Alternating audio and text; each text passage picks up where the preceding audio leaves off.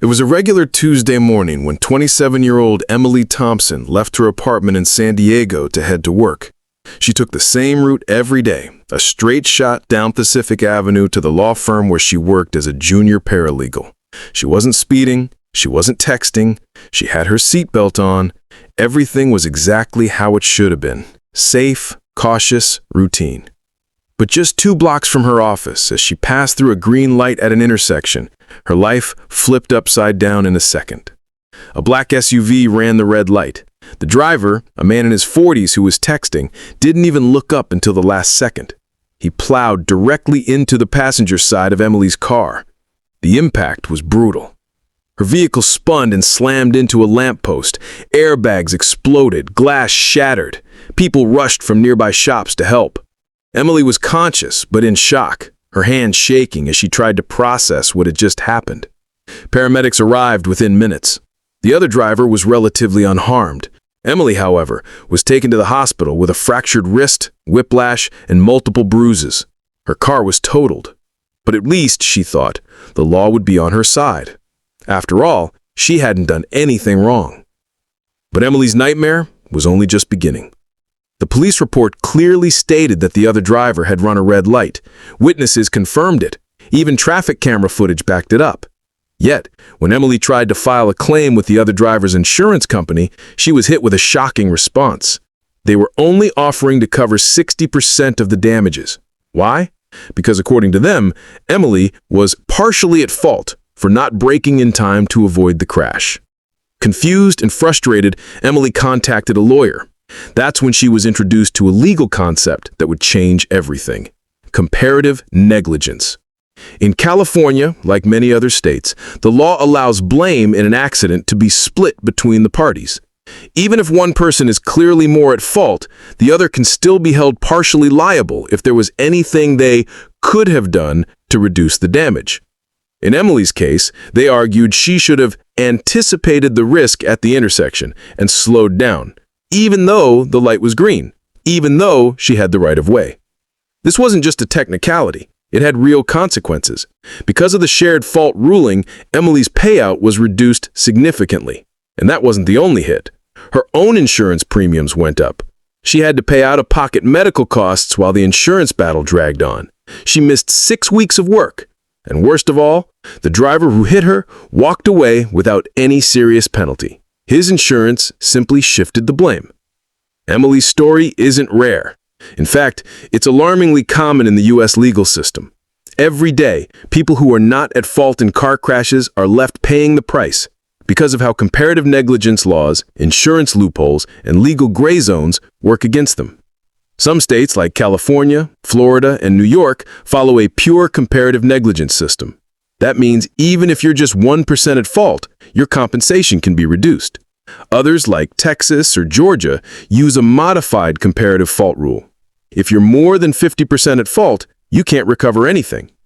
But here's the trick. Who decides the percentages? Often, it's the insurance companies, not a judge. And they'll do everything they can to shift the blame because every percentage point they shave off is money they save. For most drivers, the assumption is simple. If someone hits me and it's their fault, I'm covered. But the truth is murkier.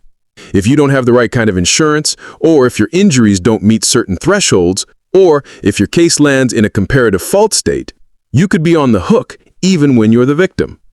Emily's legal fight dragged on for months. Her lawyer helped her negotiate a slightly better settlement, but she still lost thousands. And the emotional toll? It stayed with her long after the physical injuries healed. She had done everything right, but in the eyes of the law, that didn't matter. Not fully. And she learned the hard way that justice doesn't always mean fairness, especially when car crashes, insurance companies, and profit-driven legal structures are involved. The trap behind the wheel, what the law doesn't tell you. When we think about driving, we imagine rules. Stop at red lights, yield to pedestrians, don't text and drive. But hidden beneath those traffic laws is a complex legal web most drivers never see until it's too late. It's the legal trap of liability, and it's designed less to protect people and more to protect profits. Let's start with the basics. If you're in a car crash, your first move is usually to file an insurance claim. But what many people don't realize is that insurance companies aren't your allies, they're corporations with one goal: minimize payouts. That's why they train adjusters to find any reason at all, to assign partial blame. Did you brake late? Were you going just a few miles over the speed limit? Was your tire tread slightly worn? All of these tiny details can be twisted into an argument that you're partially responsible. And suddenly, you're not just the victim, you're now sharing liability. And this system is legal, completely legal, under comparative negligence laws. In some states, they'll tell you, well, yes, the other driver was drunk, but you were speeding too. Suddenly, your claim gets slashed. It's a rule that sounds logical in theory, but in practice, it's used to punish victims like Emily. Then there's the issue of no-fault insurance states like Florida, Michigan, and New Jersey. In these states, even if you hit someone, you go through your own insurance first. That sounds okay, until you realize that your insurer might refuse to cover the full cost. Or worse, they'll raise your premiums even though you weren't at fault. And if your injuries aren't serious enough by the legal definition, you can't even sue the other driver, no matter how reckless they were. And let's not forget mandatory arbitration clauses hidden in many insurance policies. These clauses force you to settle disputes outside of court in closed-door arbitration sessions, run by private companies. These arbitrators are often selected by, you guessed it, the insurance company. So how fair can the outcome really be? It doesn't end there. Some victims are hit with medical liens, hospital bills that must be paid back out of any settlement, even if that settlement is reduced. Others are caught by subrogation, where their own insurance company demands repayment after covering costs, leaving them with nothing in hand. All of this adds up to a painful truth. When you're in a car crash in the US, the legal system isn't built to protect you. It's built to limit liability and reduce corporate losses. And unless you know the laws inside and out, you might not even realize you're being taken advantage of until it's too late. So what can you do? First, know your state's laws. Whether it's comparative fault, no-fault insurance, or liability thresholds, understanding your legal landscape is the first defense. Second, don't talk to the other party's insurance adjuster without legal help. They're not calling to help. They're calling to trap you in a statement. Third, get uninsured or underinsured motorist coverage. It's extra, and it costs more. But if the person who hits you has no insurance, it might be your only lifeline. And most importantly, if you're in a crash, document everything. Photos, witness statements, police reports. Every piece of evidence matters, because if things go south, you'll need proof to fight back. Emily's story isn't just her own.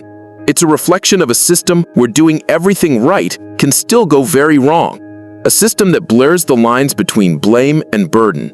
A system where the innocent can still end up paying the price, not just in dollars, but in lost time, peace of mind, and justice.